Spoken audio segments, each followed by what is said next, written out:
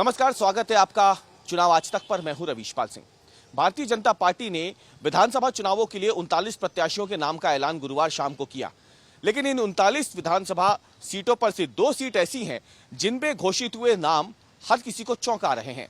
इनमें से एक सीट है मंडला जिले के तहत आने वाली बिछिया सीट, तो दूसरी सीट है बालाघाट जिले के तहत आने वाली लांजी विधानसभा सीट। अब आपको बताते हैं कि क्यों आखिरकार इन दोनों सीटों पर जिन नामों का ऐलान भाजपा ने किया है उसने सबको हैरान कर दिया।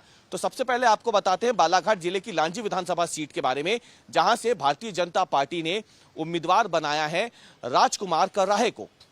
अब राजकुमार कर्राहे का अगर हम राजनीतिक कैरियर देखें तो राजकुमार कर्राहे जब विधानसभा चुनाव के लिए उनका नाम तय हुआ था, विधानसभा चुनाव के लिए उनके नाम का ऐलान होने वाला था, उससे चंद घंटों पहले तक राजकुमार आम आदमी पार्टी में शामिल थे।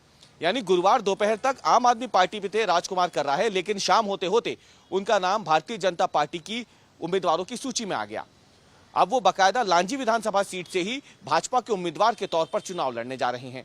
हालांकि इससे पहले आपको बताएं, आम आदमी पार्टी में राजकुमार थे जरूर, लेकिन आम आदमी पार्टी ज्वाइन करने से पहले राजकुमार बाकायदा भारतीय जनता पार्टी के सदस्य रह चुके हैं। उन्होंने भाजपा से इस्तीफा देने के बाद ही आम आदमी पार्टी ज्वाइन की थी।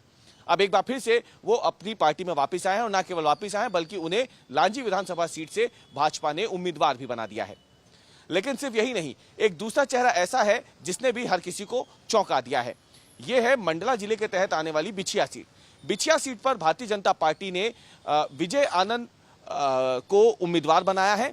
अब विजय आनंद मरावी जो हैं वो सरकारी नौकरी में थे, लेकिन सरकारी नौकरी से इस्तीफा देने के बाद उन्होंने भारतीय जनता पार्टी ज्वाइन की है, और सरकारी नौकरी से इस्तीफा देने के चंद घंटों के बाद ही उनका भी नाम भारतीय जनता पार्टी की उम्मीदवारों की सूची में आ गया।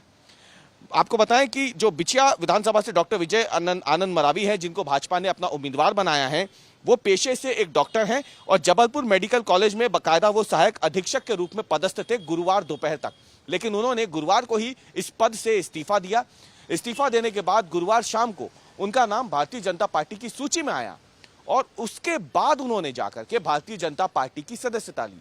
यानी ये बताता है कि कहीं ना कहीं पहले से उन्हें इस बात का आभास था कि उनको विधानसभा का टिकट मिलने वाला है।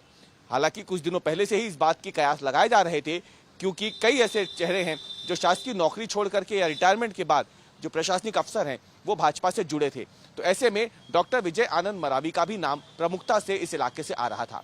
कुल मिलाकर देखा जाए तो अभी 39 सीटों का ऐलान हुआ है। 39 सीटों में से ये 2 नाम सबको चौंका जरूर रहे हैं, लेकिन आने वाले दिनों में जब और भी विधानसभा सीटों के लिए भाजपा अपने प्रत्याशियों के नाम का ऐलान करेगी, देखना यह है कि उनमें से कितने ऐसे चेहरे होंगे जिसे देखकर जो जनता है वो हैरान होती है, वो चौंकती है।